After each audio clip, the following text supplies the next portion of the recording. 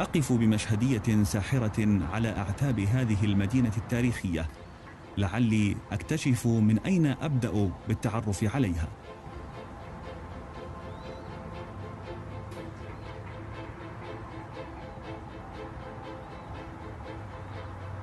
هذه بوابة أبي الجنود، وهي واحدة من أهم بوابات مدينة فاس العتيقة، ومن خلالها سنستكشف هذه المدينة.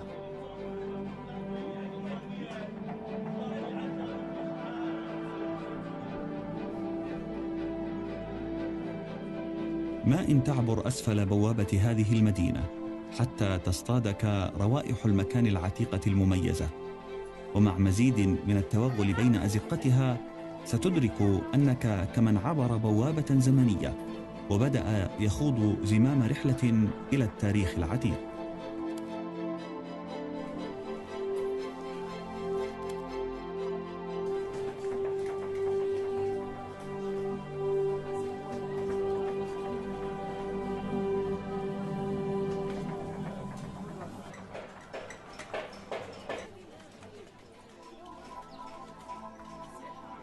ما يبدو هنا كزخرفة خشبية هو في الحقيقة ساعة مائية معقدة بناها قبل 600 عام أبو الحسن أحمد بن علي التلمساني.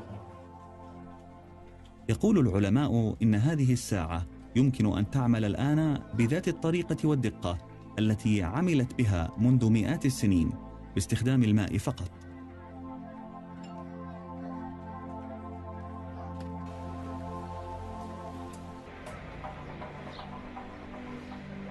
هذه الدوائر المليئة بالألوان المشرقة هي مدبغة الجلود التي يتم فيها صبغ الجلود بألوان طبيعية، وهي على هذا الحال منذ القرون الوسطى.